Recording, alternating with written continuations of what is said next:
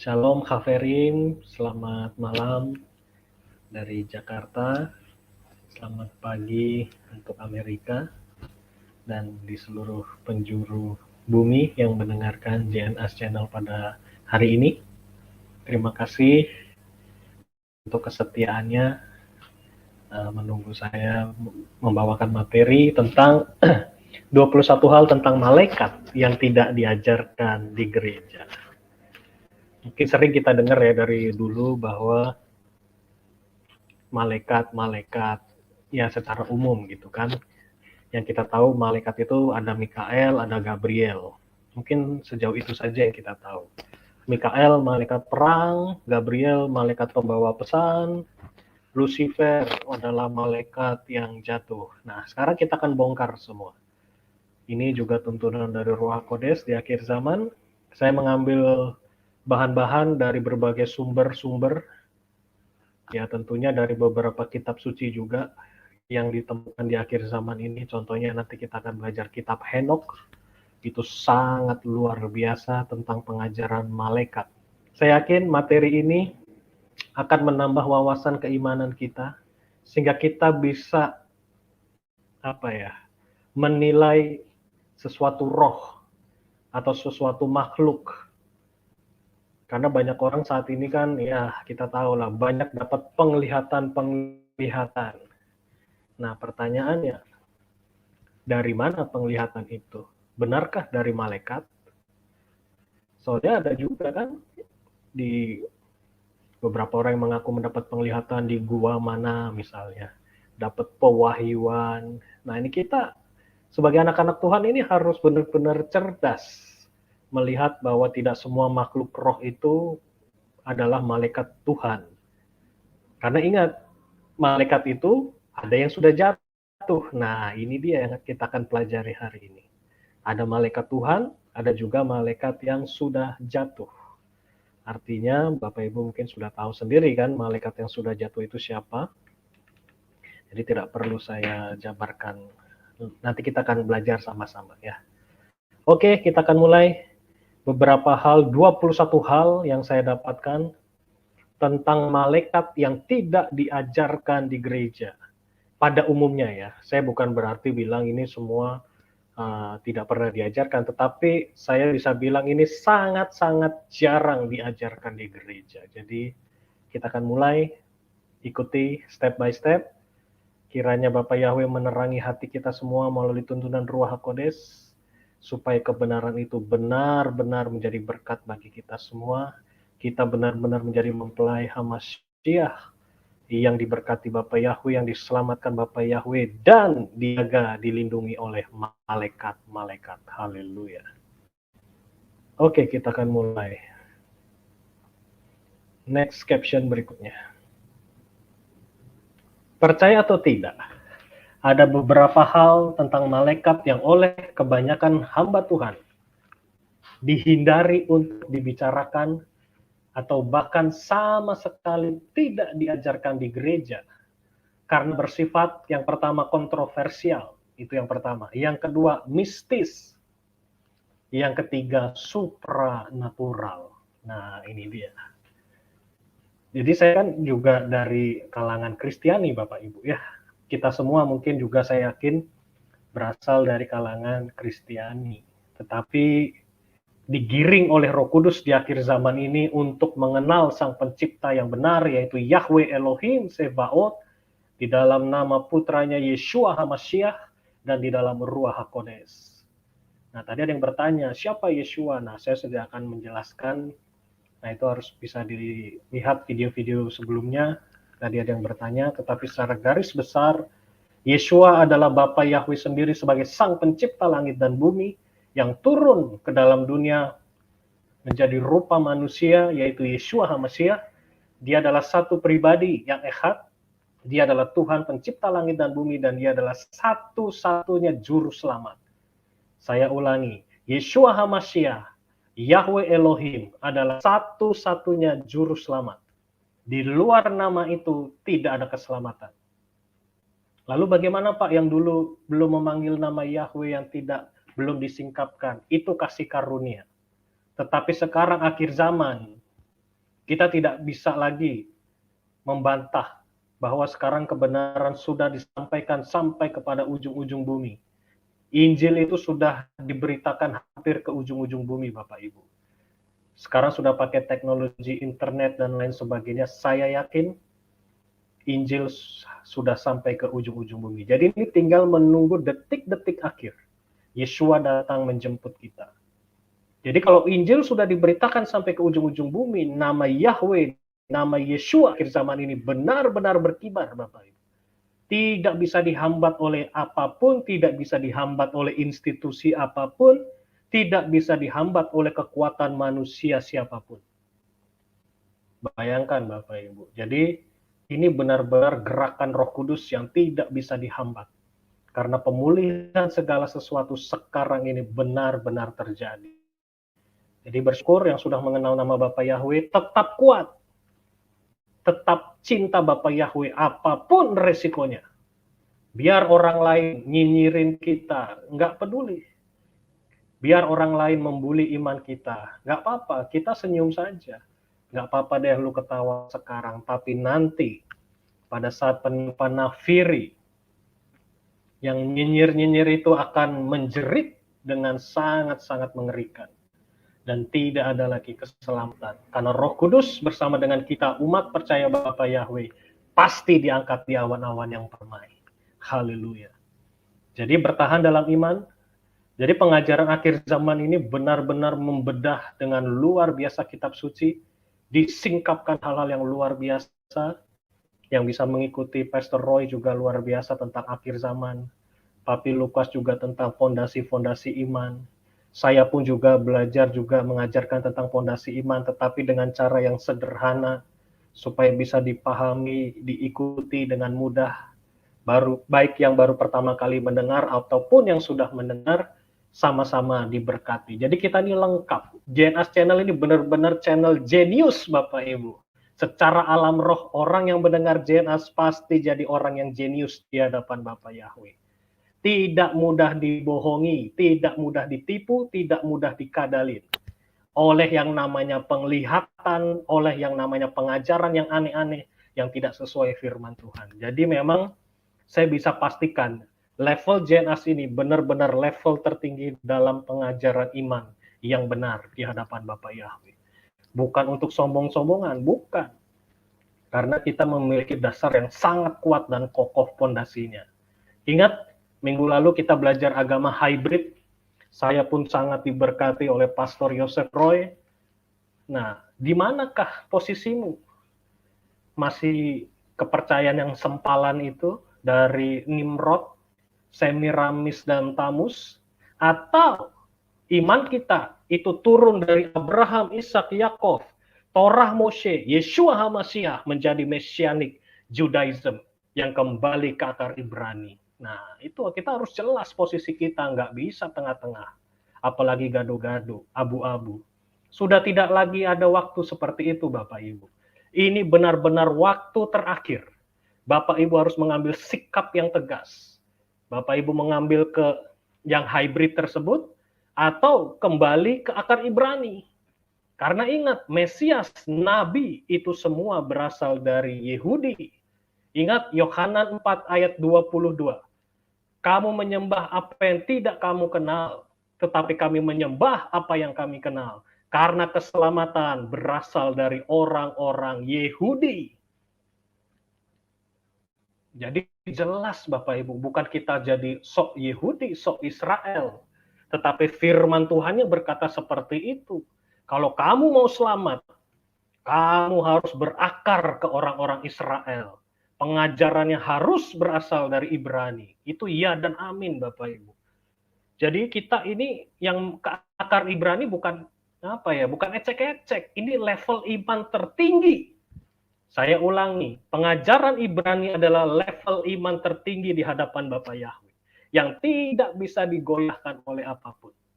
Sangat kokoh, sangat kuat. Tidak mudah tertipu. Ya sekarang kita lihat aja yang nggak ke akar Ibrani, pengajarannya kan aneh-aneh. Yang katanya tahun depan akan melahirkan Mesias, dan itu suatu penghujatan yang sangat luar biasa. Hati-hati, kalau tidak bertobat, ada malaikat lewat, bisa nyawanya hilang Bapak Ibu. Saya tegaskan yang menonton channel ini, kalau Anda tidak bertobat, hati-hati. Itu suatu penghujatan yang sangat keji di hadapan Bapak Yahweh. Urusannya bukan sama kita, bukan sama Tuhan. Ngapain Yeshua sebagai Mesias lahir kembali itu suatu penyesatan yang sangat mengerikan dan banyak orang percaya. Wah, itu ngeri Bapak Ibu.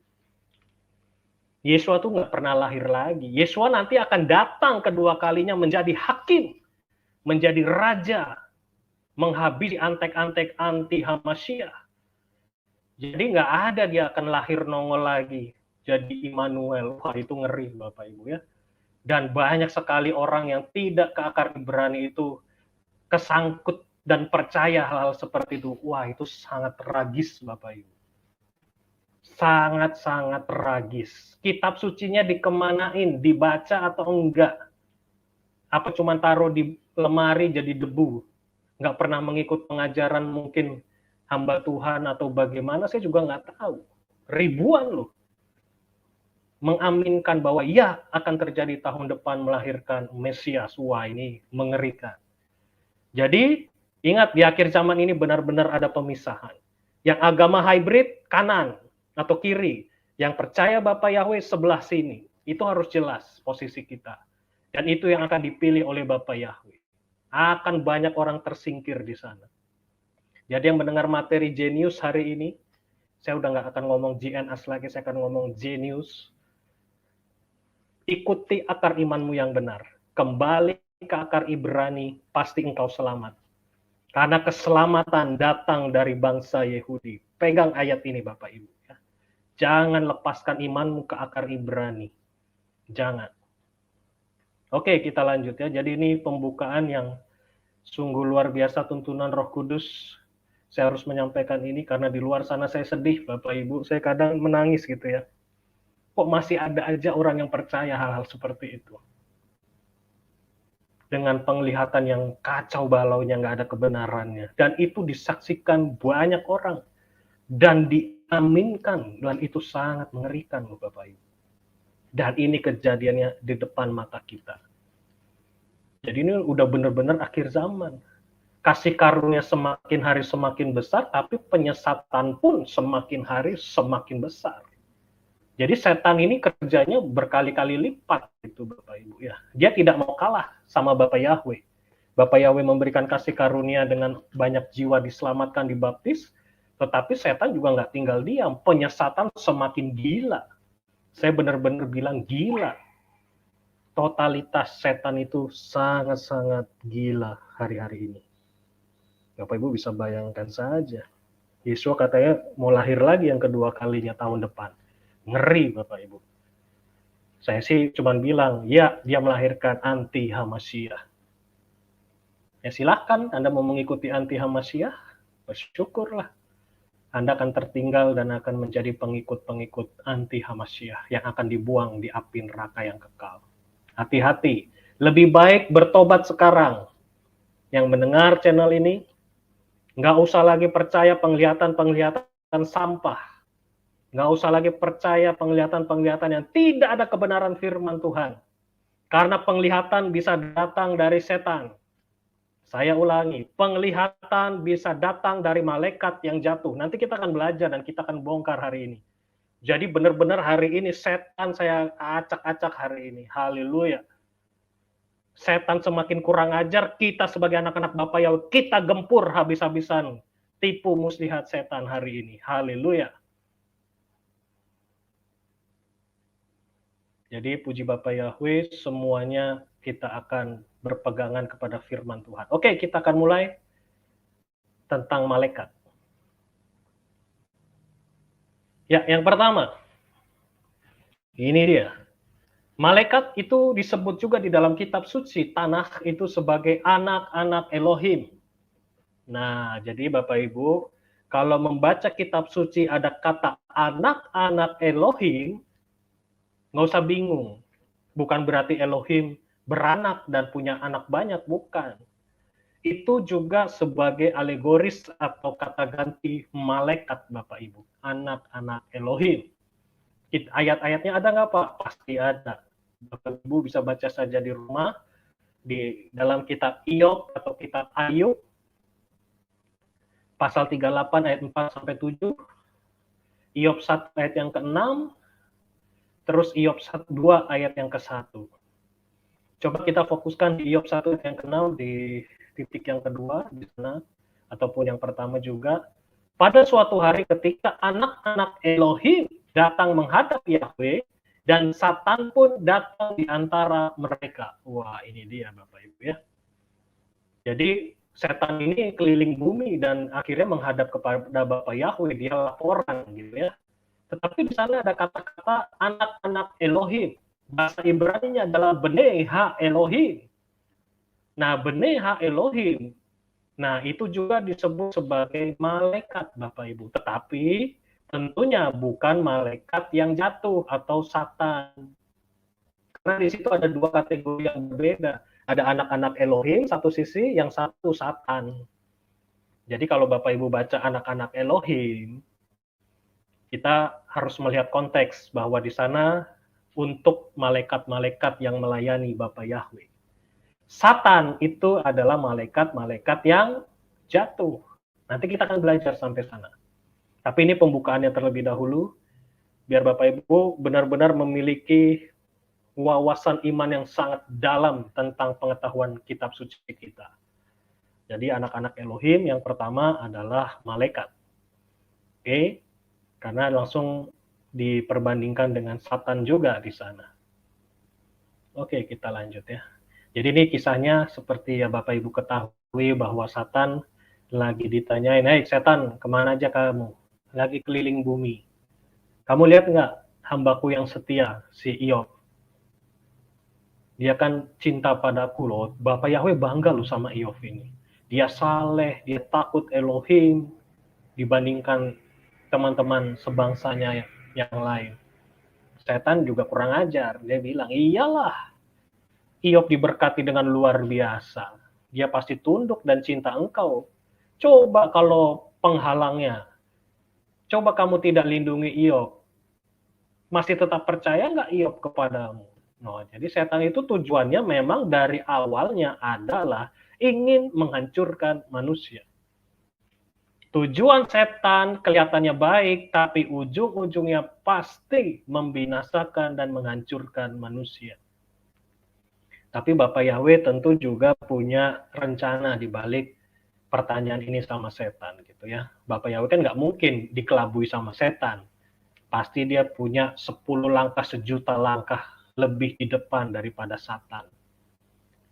Bapak Yahweh cuma bilang, oke, aku akan lepas pengamannya. Aku akan lepas pelindung Iyob.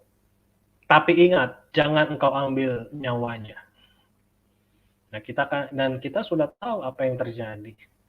Tiba-tiba anaknya mati, bencana terus-menerus terjadi, bahkan istrinya pun istilahnya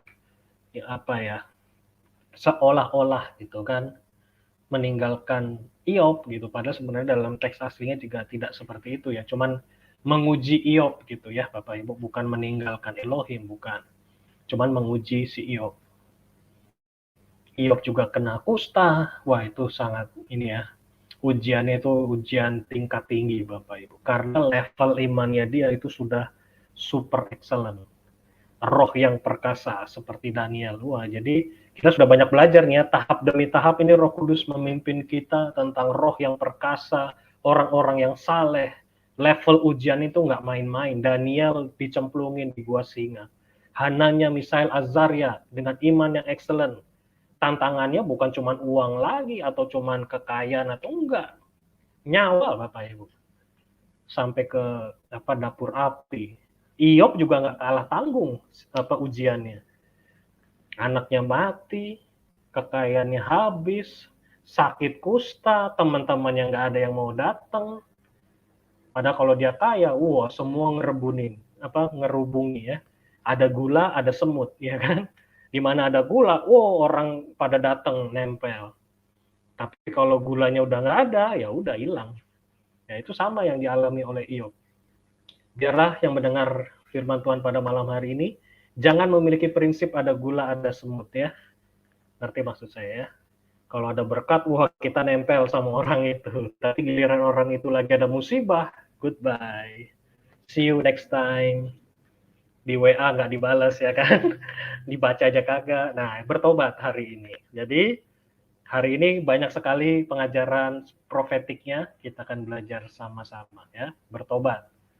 Jangan seperti teman-temannya Iov yang meninggalkan Iov pada saat lagi banyak mengalami ujian di sana. Haleluya.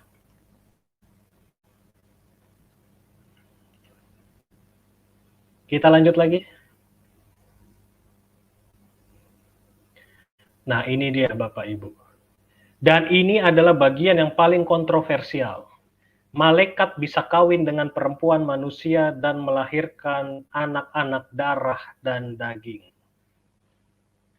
Nah, ini Bapak Ibu. Jadi, termasuk dari kata-kata anak-anak Elohim ini ada salah satu bagian yang paling kontroversial. Tapi bukan berarti salah. Oh, bukan Bapak Ibu. Yuk kita selidiki lebih dalam lagi. Di dalam kitab Bereshit atau kitab Kejadian 6 ayat yang kedua, demikian bunyinya. Perhatikan Bapak Ibu ya. Lalu anak-anak Elohim atau Beneha Elohim dalam bahasa Ibrani-nya melihat anak-anak perempuan manusia. Perhatikan di sana jelas bahwa malaikat-malaikat ini melihat anak-anak perempuan manusia. Ini bukan berbicara roh. Ini bukan berbicara secara profetik, bukan, benar-benar physically, bahwa dia melihat perempuan manusia, anak-anak perempuan manusia.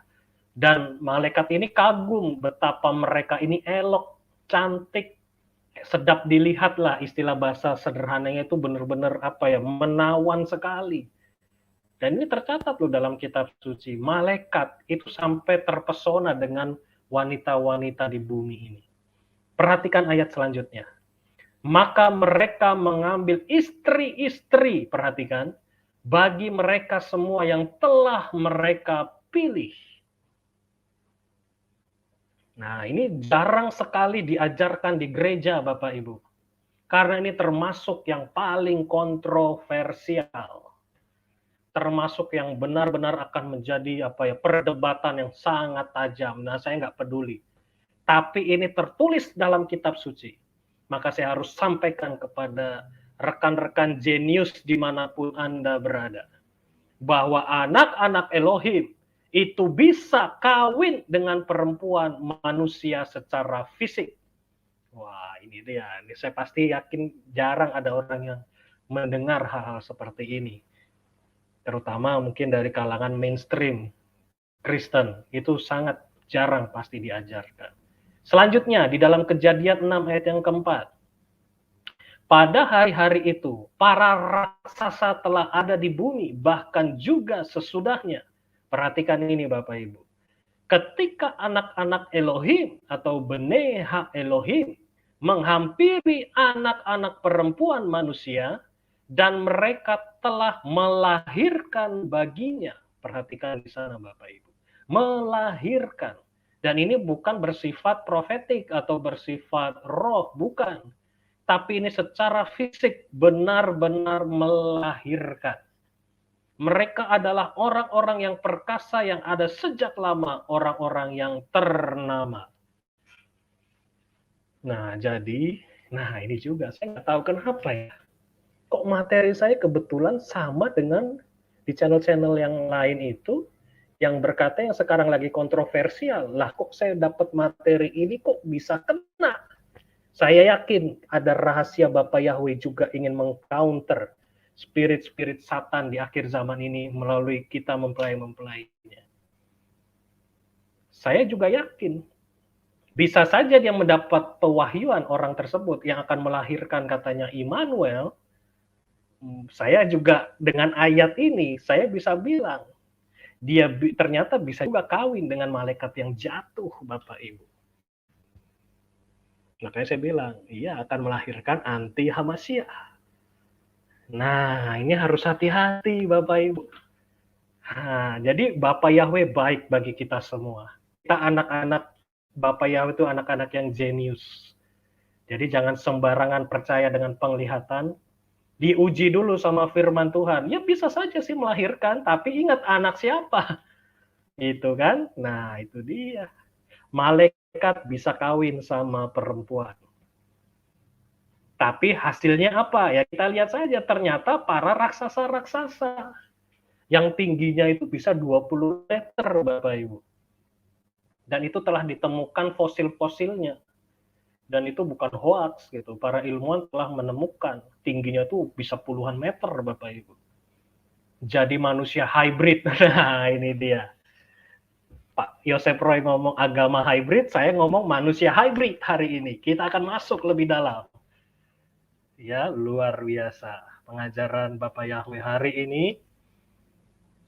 Hati-hati ya, bisa menjadi anak Hilal bin Sakhar. Nah, nanti kita akan belajar sampai sana. Jangan dibocorin dulu, sis Ketik.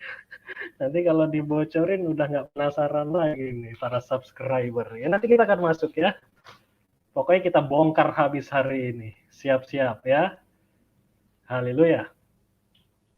Kita telah melihat sebelumnya bahwa istilah anak-anak Elohim, perhatikan, mengacu kepada para malaikat dan manusia yang menjadi ciptaan baru langsung dari Elohim. Para malaikat seluruhnya secara definisi adalah anak-anak Elohim, karena mereka tidak memiliki bapak dan ibu.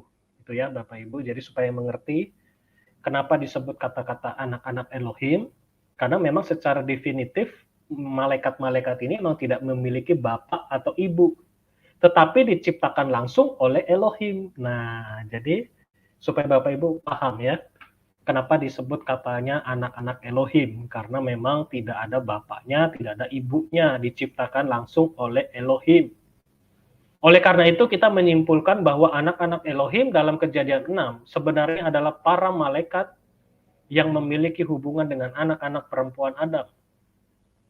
Tetapi dalam Kejadian 6 ini tidak menyebutkan apakah mereka ini para malaikat baik atau jahat, tetapi berdasarkan air bah yang menyusul sesudah peristiwa ini, mereka ini adalah para malaikat yang jatuh, Bapak Ibu.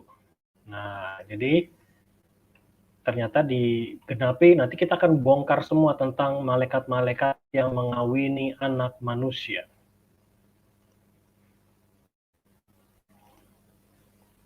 Jadi bisa dianggap bahwa mereka ini adalah para malaikat yang jatuh karena mengawini anak-anak manusia. Jadi, nah ini juga suatu perhatian khusus bagi kaum Hawa atau kaum wanita. Anda menjadi target para malaikat yang jatuh. Saya ulangi, ini tuntunan Roh Kudus loh ya. Dan ini pengajaran langsung dari Bapak Yahweh, ada ayat-ayatnya. Sebagai kaum wanita, hati-hati. Siapapun yang mendengar, Anda menjadi incaran para malaikat yang jatuh. Jadi kalau Anda tidak kuat iman, ya sudah. Anda dicaplok sama malaikat yang jatuh. Dengan mungkin penglihatan, mungkin fisik, bisa juga. Dikawini bisa nggak? Bisa. Ada kan sudah ada ayatnya. Kecuali saya ngomong nggak ada ayatnya, nggak ada dasarnya, berarti saya bermimpi, berhalusinasi. Tapi apa yang saya omong itu ada dasar ayatnya. Lalu bagaimana Pak saya sebagai kaum wanita supaya tidak disukai para malaikat yang jatuh? Nanti saya kasih tips-tipsnya. Pokoknya tenang saja, apa yang saya ngomong pasti saya bertanggung jawab. Bukan cuma bikin PHP atau bikin penasaran, tetapi saya pasti kasih jawabannya atau saya kasih tips-tipsnya. Oke, kita lanjut. Oh, saya ngomong baru chapter 1 aja udah berapa menit ini ya. Haleluya. Oke, kita lanjut dulu ya. Anak-anak Elohim sepertinya sudah clear bahwa ini memang adalah para malaikat. Dia tidak punya bapak dan ibu dan diciptakan langsung oleh Bapak Yahweh. Dan dia juga termasuk yang kontroversial adalah dia mengawini anak-anak manusia. Perempuan terutama ya. Jadi malaikat itu nggak ada yang kawin sama laki-laki. Jadi semua perempuan yang dikawini. Oke, kita lanjut. Nah, ini termasuk yang juga kontroversial yang kedua. Apa itu? Nah, ini dia.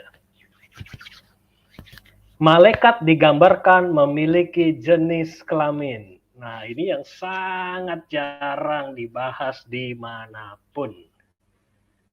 Malaikat digambarkan memiliki jenis kelamin. Wah, Pak Yosef ngawur ini. Nggak mungkin malaikat kok punya jenis kelamin atau digambarkan jenis kelaminnya laki-laki atau perempuan. Saya selalu ada pakai ayat, Bapak Ibu. Nih, di Daniel 9 ayat 21.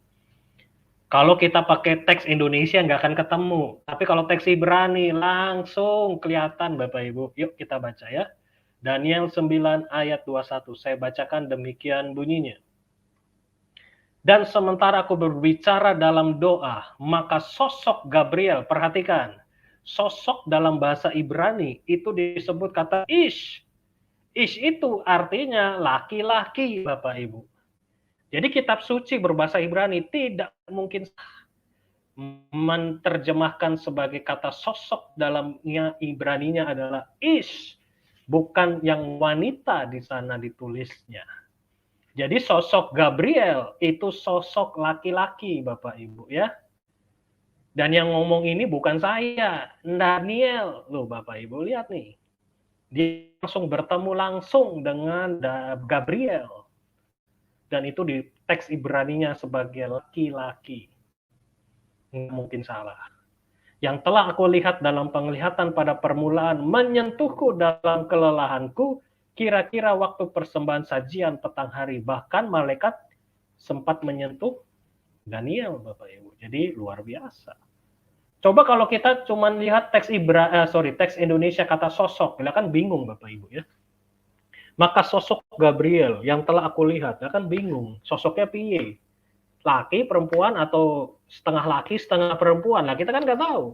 Tapi kalau kita kembali ke akar Ibrani, semua terang benderang, Bapak Ibu. Inilah saya semakin kagum dengan kitab suci kita dalam bahasa Ibrani. Kita tidak mungkin tertipu.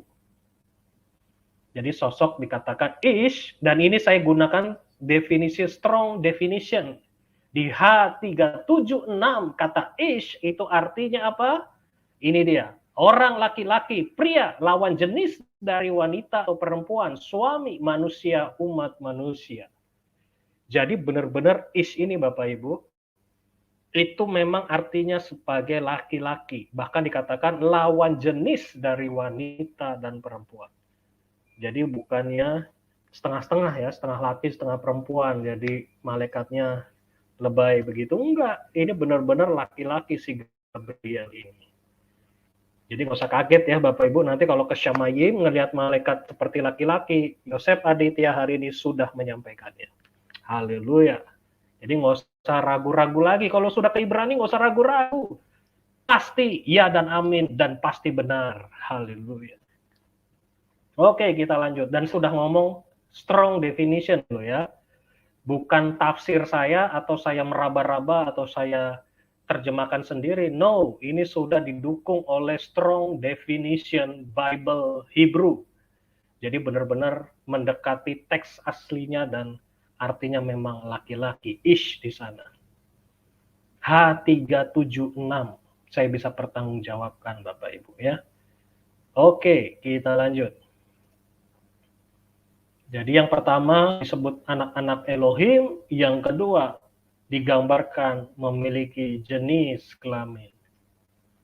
Adakah Pak malaikat yang perempuan? Sejauh ini belum pernah saya menemukan yang sosok seperti perempuan ya, belum pernah. Jadi ya sudah. Tapi bisa nggak malaikat berubah jadi perempuan? Ya namanya makhluk roh, ya bisa saja Bapak Ibu ya. Tapi kalau dalam teks kitab suci di sana semua ditulis kata ish, artinya laki-laki. Dan itu jelas lawan jenis dari wanita atau perempuan. Oke, lanjut yang ketiga. Malaikat makan makanan di Syamayim. Nah, ini dia. Jadi, banyak orang juga sering salah kaprah. Bahwa malaikat itu kagak makan di Syamayim. Kata siapa? Ada ayatnya, Pak? Pasti ada. Saya kasih ayatnya. Di dalam kitab Tehillim 78 ayat 25. Saya akan bacakan. Orang-orang makan roti malaikat. Ia mengirim makanan yang berlimpah-limpah kepada mereka. Ingat kisah di Israel, Bapak Yahweh mengirimkan roti apa? Roti mana. Roti mana itu apa? Ternyata roti mana adalah roti makanan para malaikat, Bapak Ibu. Makanya dikatakan mana dari surga. Ya ini makanan dari surga ya roti mana yang dimakan oleh bangsa Israel. Jadi saya ngomong ini pasti ada dasar ayatnya. Bukan tafsir saya, bukan comot-comot ayat atau yang tidak bisa dipertanggungjawabkan. No. Benar-benar ini roti malaikat loh Bapak Ibu. Roti mana. Dan inilah yang dimakan bangsa Israel pada saat dia keluar dari Mitsraim. Luar biasa. Dan ini mungkin akan menjadi kontroversial juga ya Bapak Ibu ya. Loh, kok di surga masih ada urusan makan dan makan Pak? Ya sudah, yang namanya di Syamayim itu kan memang tujuan utamanya memang bukan makan Bapak Ibu. Yaitu memuji dan menyembah Bapak Yahweh. Tetapi ada dalam teks kitab suci, malaikat makan apa? Yaitu roti mana. Itulah makanan roti para malaikat tuh Bapak Ibu. Gak main-main loh ya. Ayatnya tuh jelas, terang benderang. Saya mengasih yang simpel-simpel aja Bapak Ibu. Bapak Ibu pasti ngerti ayat itu maksudnya apa. Oke, kita lanjut. Coba saya akan cek sedikit di dalam Mazmur 78 ayat 25.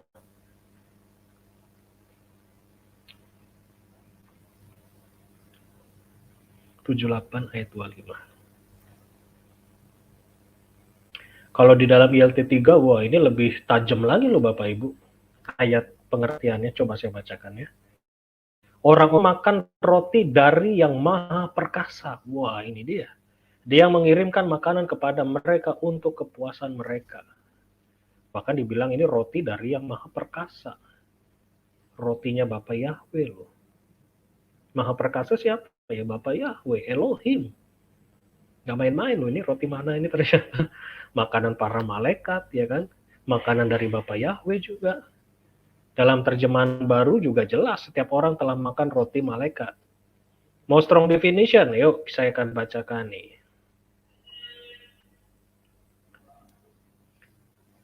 Dan dalam the scriptures, saya suka the scriptures karena mendekati teks Ibrani-nya dan pakai pola Ibrani juga. Dalam bahasa Inggris dikatakan, man ate bread of the mighty. Udah jelas Bapak Ibu. Jadi kayaknya bukan malaikat saja, Almighty, yang maha tinggi, Bapak Yahweh. Ya makannya roti mana Bapak Ibu. Yang nulis teks bukan saya. Jadi ini memang tertulis dalam kitab suci. Malaikat makan ya saya nggak tahu ya. Maksudnya tertulisnya makanan dari Almighty. Makanannya dari yang maha tinggi. Oke, kita lanjut ya. Jadi semua ada ayat dasarnya. Lanjut yang keempat. Nih Bapak Ibu. Malaikat menghancurkan Mitsraim dan Yeriko. Jadi Bapak Ibu tahu ceritanya pasti ya kan? Bangsa Israel mengelilingi tembok Yeriko berapa kali anak kalau di sekolah minggu? 7 kali. Itu kan salah Bapak Ibu. Bangsa Israel mengelilingi tembok Yeriko itu 13 kali. Ya saya nggak usah bahas ini. Dan inilah yang ditakuti oleh setan, angka 13. Karena angka 13, angka kesatuan, bahasa Ibraninya Ehad. Shema Israel, Yahweh Elohenu, Yahweh Ehad. Ehad nilai gematrianya adalah 13. Jadi setan sangat takut dengan satuan. Makanya dipelintir, dibombardir berita-berita film-film angka 13, angka sial, angka kematian, angka kehancuran, rumah angka 13 pasti banyak setannya. Itu kan kurang ajar setan. Kerjaan setan tuh selalu kayak begitu. Dia tidak bisa membuat sesuatu yang baru, tapi dipelintir.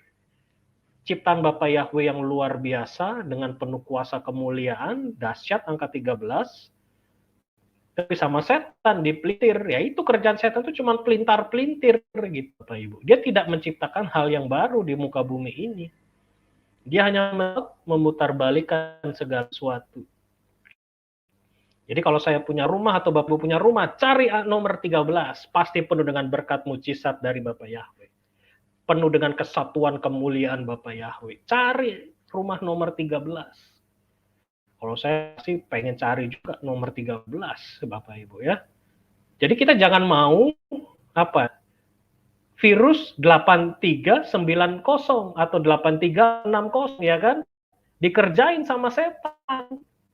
Rumah cari selain nomor 13. Waduh, padahal angka 13 energi, kekuatan Bapak Yahweh itu dahsyat Bapak Ibu. Kesatuan. Makanya oleh kesatuan itulah bangsa Israel bisa menghancurkan tembok Yeriko. Mengitarinya pun 13 kali. Wah, ini secara profetik ini dahsyat Bapak Ibu. Jadi kalau kita belajar kisah ini itu nggak main-main loh ya. Tapi saya tidak akan bahas untuk hal ini. Tetapi secara garis besar bahwa dikatakan malaikat itu yang menghancurkan Misraim dan Yeriko. Jadi pada saat meniupkan shofar, pada saat putaran 13 di hari yang terakhir, malaikat Mikael kalau dikatakan di dalam kitab yang lain Bapak Ibu, itu datang bersama dengan pasukan gerombolannya. Wah, itu dihancurin habis-habisan Bapak Ibu. Dan sampai batu tidak tertindih satu sama lain. Benar-benar rata Bapak Ibu. Dan Israel tidak pakai bom, tidak pakai nuklir, tidak pakai atom. Cuman modal apa? Shofar atau sangkakala atau nafiri.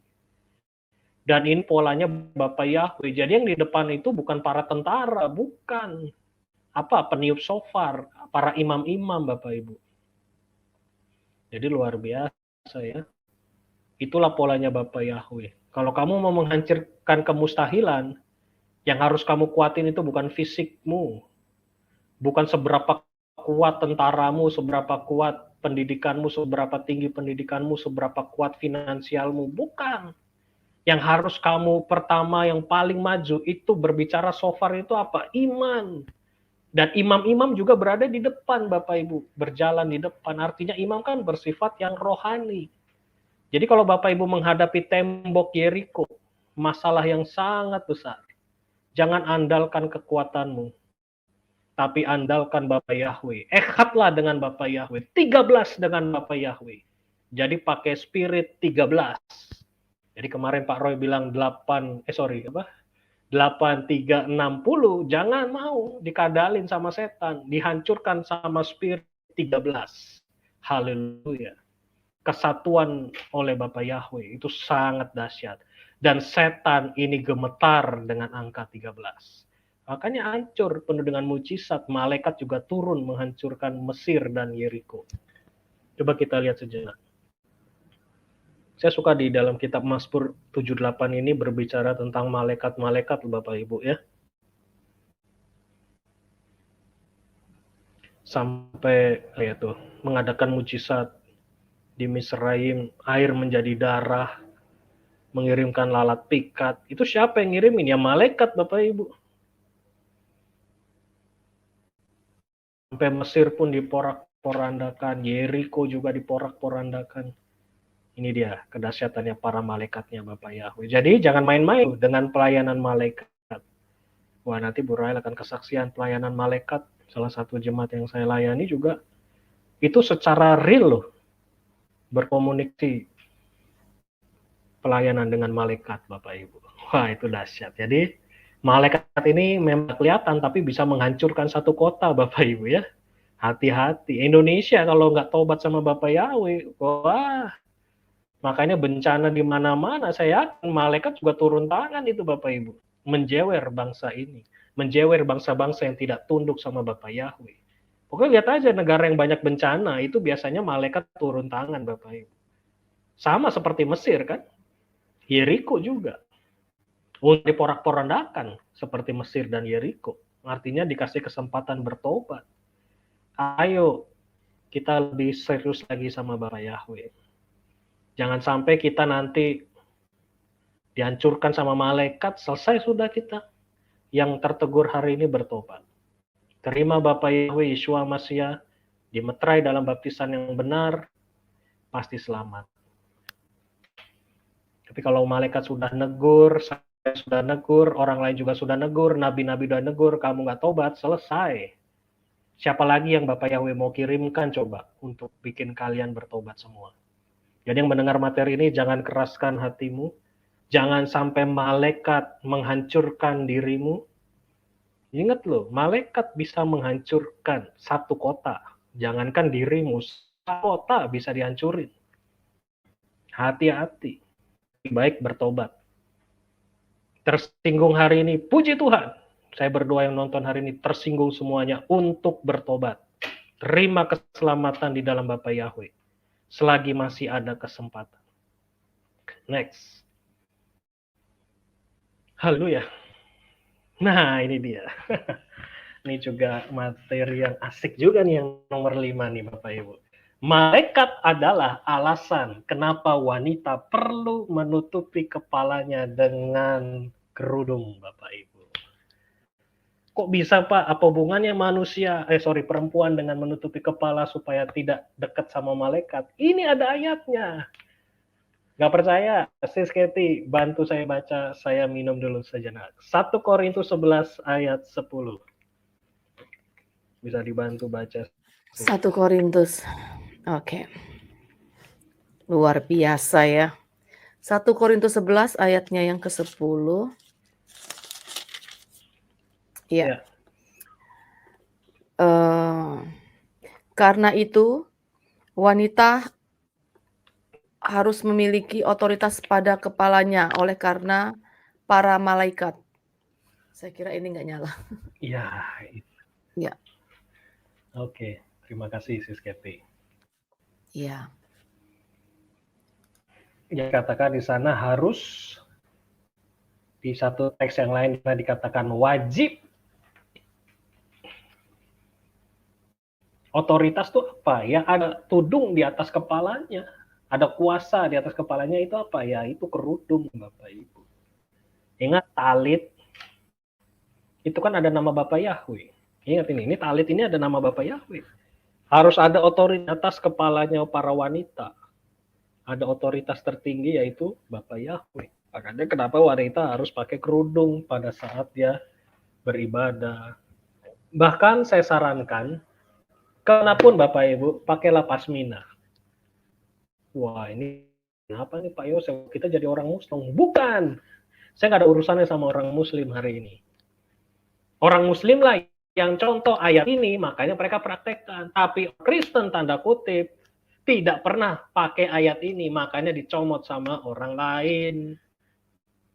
Dan kita usianya lebih dulu jauh dibandingin mereka yang baru muncul. Jadi ini nggak ada kaitannya sama sekali dengan kita ngikutin orang Muslim. Tapi orang Muslim lah yang ngikut gaya kita. Cuman kita nggak pernah praktek. Kalau disuruh praktek, salah dan gagal paham. Bahwa kita ngikut orang Muslim, ngawur. Karena ayatnya jelas ada. Harus pakai kerudung. Gitu Bapak Ibu ya. Coba saya temukan ayatnya lagi Bapak Ibu untuk masalah hal ini.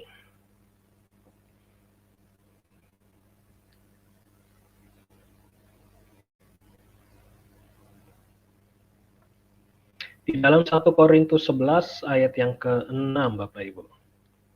5 dan yang ke-6. Saya akan bacakan saja. Ini sangat jelas sekali. To the point. 1 Korintus 11 ayat yang ke-6. Demikian bunyinya. Di dalam ILT 3 ya, saya akan bacakan. Sebab jika seorang wanita tidak berkerudung, maka biarlah dia bercukur.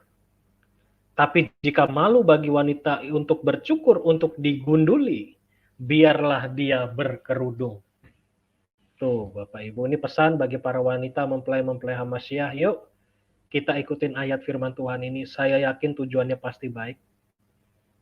Tujuannya pasti untuk kemuliaan Tuhan dan untuk kebaikan juga rekan-rekan mempelai Hamasyah. Gitu ya Bapak Ibu. 1 Korintus 11 ayat yang ke-6. Jadi pilihannya ada 2 untuk para wanita. Pak, saya nggak mau pakai kerudung. Ya nggak apa-apa. Tapi syaratnya harus dicukur atau digunduli. Jadi kemana-mana harus gundul. dipotong rambutnya sampai gundul. Nggak apa-apa, nggak pakai kerudung. Tapi syarat yang kedua, ya sudah pakai kerudung kalau nggak mau gundul gitu ya. Kenapa? Karena ini saya akan bongkar rahasianya, Bapak Ibu. Karena ini salah satunya malaikat jatuh cinta sama manusia. Karena apa? Melihat rambut wanita. Malaikat benar-benar terpikat, benar-benar jatuh cinta karena melihat wanita rambutnya tergerai. Makanya dia sampai nekat mengawini anak manusia, menikahi anak manusia.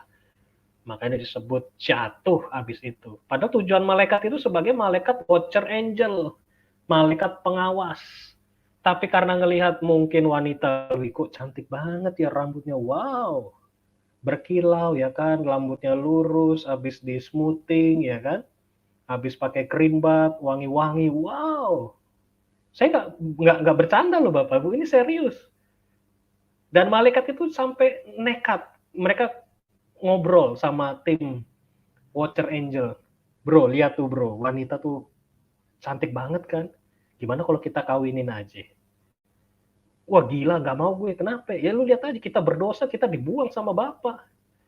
Terus ntar gimana? Nggak ada pengampunan loh. Kita kalau sekali berdosa, selesai. Ya paling kita dibuang ke bumi doang. Bumi kan emang tujuan kita nanti bisa menguasai. Biarin aja Bapak Yahweh di Syamaim, kita di bumi aja. Kita kuasai manusia. Gimana, mau nggak? Ada yang mau, ada yang enggak, Bapak Ibu. Jadi siapa bilang malaikat tidak bisa jatuh dalam dosa? Bisa. Dan salah satunya melihat wanita tidak menutupi kepalanya. Hati-hati. Sudah sangat jelas 1 Korintus 11 ayat 10. Sehubungan dengan itu seorang wanita wajib mengenakan otoritas yaitu kerudung di atas kepalanya oleh karena para malaikat. Wah, itu jelas Bapak Ibu. Saya ngomong bukan ngawur. Jelas. Hati-hati. Dan sekarang kan sudah banyak malaikat jatuh di mana-mana. Hati-hati, bisa menjadi sasarannya setan. Makanya saya kadang kalau nonton film apa ya, yang dulu film dunia lain atau apalah gitu ya, biasanya kalau wanita ya kelihatannya cantik, fisiknya, rambutnya bagus, itu biasanya diapain Bapak Ibu? Setan suka. Diikutin. Nah, itu dia. Jadi kalau wanita sering diikuti sama setan, pakai ini, kerudung di atas kepala. Setan akan menjauh. Karena ada otoritas. Di atas kamu itu ada Bapa Yahweh yang menudungi kamu. Jadi ini pemahaman yang semakin dalam. Bukan hanya sekedar pakai, hanya sekedar atribut. Bukan. Tapi sekarang saya bongkar rahasianya ini. Kemanapun dirimu berada, pakailah minimal pasmina lah. Minimal pakai, ya kerudung. Karena setan tahu, oh ini miliknya Bapak Yahweh. Saya nggak akan berani macam-macam. Ini belum bicara iman lu ya. Ini cuma ngelihat atribut aja. Setan sudah tahu, oh ini milikku, oh ini bukan. Gitu. Tapi bukan berarti yang pakai kerudung terus bisa hidup seenak-enak ya, bukan. Cuman ini kita lagi fokus berbicara tentang para malaikat yang terus melihat kaum wanita terutama. Jadi ada dasar-dasarnya. Malaikat jatuh karena wanita. Oke, kita lanjut dulu ya tentang malaikat yang jatuh ini. Kenapa wanita perlu menutupi kepalanya? Nah, untuk bicara hal ini sebenarnya panjang Bapak Ibu ya, tapi saya coba selesaikan yang ini dulu. Nanti kita lihat apakah kita akan lanjut, terus kita lanjut lagi minggu depan. Karena materinya cukup panjang. Untuk kita melihat malaikat yang jatuh karena wanita yang tidak pakai kerudung, itu semua ada ayatnya Bapak Ibu. Di Gunung Hermon, di 33 derajat. Nah, ini nanti mungkin Pak Robi yang dengar materi saya, coba dicek nih angka 33 ini ngeri-ngeri sedap juga ini. Titik sentral di mana malaikat jatuh Bapak Ibu. Dan itu tepat di Gunung Hermon. Itu ada pasukannya Azazel di sana. Saya pernah melihat kesaksian video jemaat dari Papi Lukas itu dirasuki oleh malaikat yang jatuh bernama Azazel. Pada saat ditanya, kamu berasal dari mana? Gunung Hermon. Benar Bapak Ibu. Jadi apa kesaksian dia itu, saya bisa pertanggungjawabkan, itu sesuai firman Tuhan. Jadi segala kesaksian itu perlu kita cross check sama firman Tuhan. Jadi sumber segala sesuatu masalah di bumi ini bermula dari sini Bapak Ibu. Inilah setan ini kurang ajar. Padahal di satu ayat yang sama dikatakan bagaimana Bapak Ibu masih ingat? Alangkah indahnya, hai saudara-saudara seiman, jika kamu hidup rukun bersama. Kesatuan, ingat ya, angka 13. Sebab kesanalah Bapa Yahweh memerintahkan berkat, seperti embun turun dari Hermon, mengalir ke janggut ke jubahnya Aharon. Wah, itu luar biasa loh, sampai merinding Bapak Ibu. Tapi setan lagi-lagi bikin masalah yang sama, memutar balikan terus apa kata firman Tuhan. Dari sinilah juga setan ini jatuh, malaikat ini jatuh jadi setan. Malaikat yang harusnya melayani Bapa Yahweh hidup dalam kekudusan kemuliaan yang sangat luar biasa. Dari titik 33 derajat inilah, ini bukan suhu ya Bapak Ibu, 33 derajat itu titik kalau di peta itu lintang utara lah, atau lintang selatan saya lupa. Pokoknya ini titik koordinat. Nah, itu dia. Titik koordinat 33 derajat di Gunung Hermon, disinilah malaikat jatuh Bapak Ibu. Jadi benar-benar kayak apa ya, memelintir berkat Bapak Yahweh.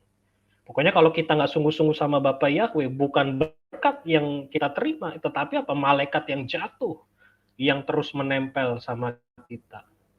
Wah, ini kalau dari sisi pengajaran hari ini, aspeknya sampai seperti itu Bapak Ibu. Bukan hanya sekedar belajar tentang malaikat ternyata. Banyak hal kita akan belajar hari ini. Haleluya. Gunung Hermon 33 derajat.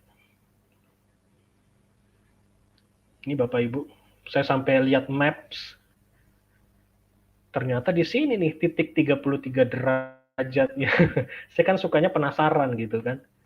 33 di mana sih? Ternyata di sini Bapak Ibu, benar-benar di Gunung Hermon. Ini jelas nih, MT titik Hermon, artikan Mountain Hermon, Mount Hermon. Benar-benar Gunung Hermon di titik 33 derajat koordinatnya. Disinilah para malaikat jatuh. Harusnya jadi water angel, tetapi malah menjadi pemberontak. Oke, lanjut dulu ya. Nah, saya akan bukakan di dalam satu kitab yang sangat luar biasa, itu kitab Henokh. Apa tuh Pak kitab Henokh? Ini kitab di akhir zaman yang dibukakan oleh Bapa Yahweh, yang selama ini disembunyikan oleh Bapa Yahweh, tetapi pada saat akhir zaman, sesuai dengan nubuatan Nabi, kalau tidak salah Daniel, bahwa kitab-kitab ini akan bermunculan di akhir zaman. Karena apa? Karena kalau sudah muncul duluan, setan akan menghapus kitab ini Bapak Ibu. Dan kita tidak bisa menerima rahasianya sekarang. Jadi memang sudah waktunya Bapak Yahweh, ya sekarang dibuka. Makanya sekarang kita belajar dengan luar biasa. Jadi kitab ini benar-benar mensolidkan apa yang tertulis dalam tanah. Dengan data-data yang lebih lengkap di dalam kitab-kitab ini. Jadi kitab-kitab yang bermunculan di akhir zaman ini adalah dukung, support untuk tanah atau kitab para nabi dan kitab Torah Bapak Ibu ya. Bahkan juga kitab Perjanjian Baru. Dan ini benar-benar luar biasa data-datanya. Lebih lengkap, lebih kompleks, lebih dalam maknanya. Yuk kita akan belajar ya. Secara garis besar seperti itu kitab Henokh. Jadi nggak usah ditanya lagi, apa nih Pak kitab Henokh? Kitab yang dimunculkan Bapak Yahweh di akhir zaman, itu aja. Kenapa nggak dulu ya? Kalau dulu hilang, sekarang udah dikerjain sama setan. Di bumi hanguskan, seperti kitab Perjanjian Baru dalam bahasa Ibrani kan sempat dihancurkan. Teks-teks Ibrani. Nah Bapak Yahweh tahu, nah makanya ini disembunyikan di akhir zaman. Jadi ini luar biasa perjuangan kitab Henokh ini. Oke, kita lanjut. Kemudian mereka semua bersumpah bersama-sama. Siapa nih mereka? Tentunya para malaikat watcher angel, malaikat pengawas. dan mengikatkan diri satu sama lain dengan kutukan. Wah, ini dia. Jadi seperti yang saya tadi sempat sampaikan, mereka ini ngobrol. Bro, lihat tuh wanita cantik kan, bro? Saya bahasakan dengan sederhana ya. Mau nggak lu kawin sama wanita cantik-cantik tuh? Ah, nggak mau gue. Ah, mungkin. Waduh, ya udahlah, gue kayaknya mau tuh cantik di dunia ini. Wah, cantik banget, bro. Tapi ingat loh, kita nih mengikatkan diri sama kutukan. Nah, ini dia. Saya kasih tanda besar tuh, kutukan. Mereka semuanya ada 200 malaikat. Bayangkan Bapak Ibu ya, 200 malaikat. Di dalam kitab Henok 6 ayat yang ke-5 dan ke-6. Mereka turun di Ardis, perhatikan. Di puncak Gunung Hermon. Nah, ini dia. Dan mereka menyebutnya Gunung Hermon karena mereka telah bersumpah di atasnya dan mengikatkan diri bersama-sama dengan kutukan. Nah, ini dia. Jadi Bapak Yahweh memang di satu sisi bersumpah untuk mencurahkan berkat, memerintahkan berkat di mana ada kesatuan umatnya, tapi di satu lain, ya ini dia, kerjaannya ini dia antek-antek Satan. 200 loh, malaikat. Mereka mengikatkan diri dengan kutukan di Gunung Hermon. Jadi mengikatkan diri dengan kutukan, jadi mereka nggak akan bisa lepas. Mereka tuh sudah tahu konsekuensinya. Kalau kamu melakukan ini, seperti ini. Ya udah mereka sepakat. 200 orang, 200 malaikat, mohon maaf. Mereka terikat dengan kutukan dan dimulainya dari Gunung Hermon.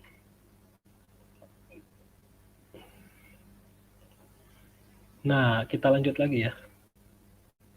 Sebentar.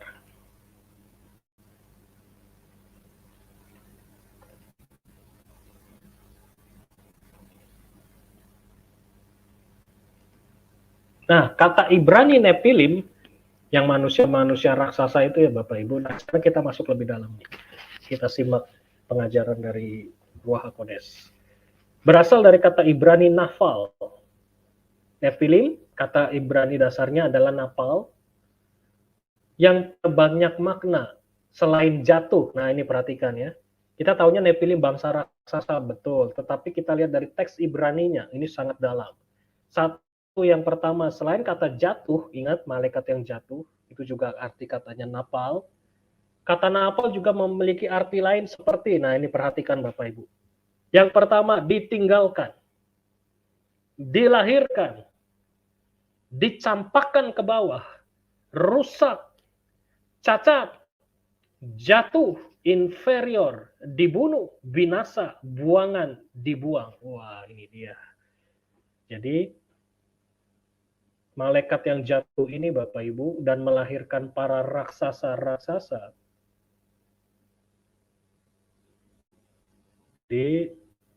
akan sampai seperti ini.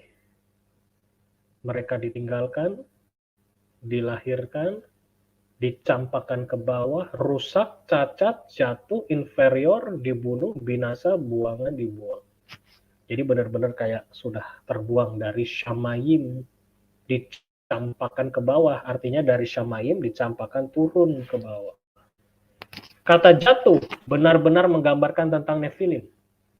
Mereka ini dilahirkan dan ditinggalkan, yang dengan jelas menggambarkan Nefilim sebagai keturunan para malaikat pengawas yang bertumbuh besar sebagai anak-anak yatim tanpa orang tua.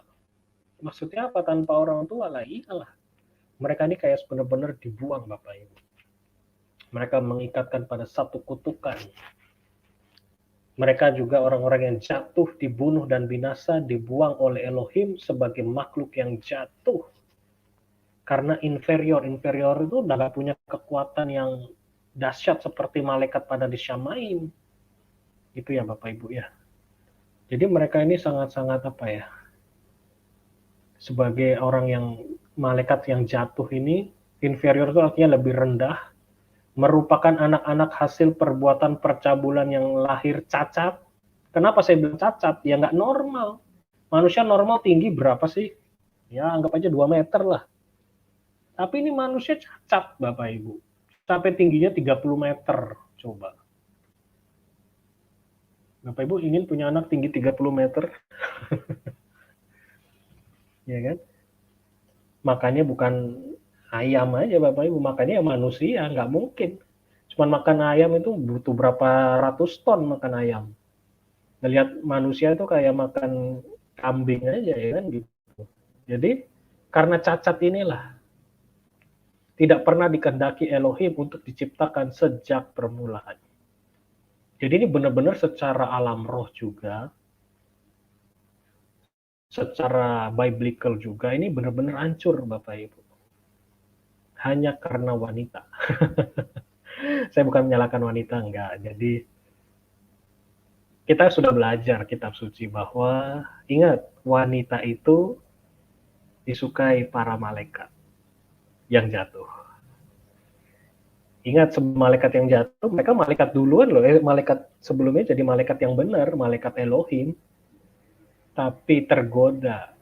Wah, ini saya juga kadang merenung gitu ya. Malaikat aja bisa jatuh sama wanita, apalagi manusia, kan gitu ya. Jadi ini profetiknya sangat dalam Bapak Ibu ya. Ya, jadi kita dijaga sama-sama dengan otoritas di atas kepala para wanita. Saya mengasihi subscriber wanita juga, pria juga, tapi maksudnya dalam kasih Bapak Yahweh. Supaya subscriber yang dari kaum Hawa ini benar-benar menjaga dirinya. Kemanapun Anda berada, bawalah pasmina. Pakai. Karena ini nggak main-main. Ini urusannya panjang Bapak Ibu ya. Bisa selalu diincar. Nah, saya cuman katanya diincar, kata yang paling tepat. Menjadi sasaran incaran malaikat yang jatuh. Oke, kita lanjut. Kayaknya kita akan stop dulu, tapi saya akan selesaikan satu poin ini. Next-nya kita akan lanjut lebih dalam. Nah, mungkin minggu depan kita lanjut tentang makhluk hybrid. Wah, ini dia. Kemarin agama hybrid, ya kan, minggu lalu Pak Yosef Roy. Sekarang saya akan mungkin atau minggu depan kita akan bahas tentang makhluk hybrid. Wah, ini saya juga dalam sekali. Saya mendapatkan materi dari kitab Henok dan juga saya mendapatkan juga materi-materi yang lain. Saya langsung rangkum. Itu aja kayaknya Sis Katy.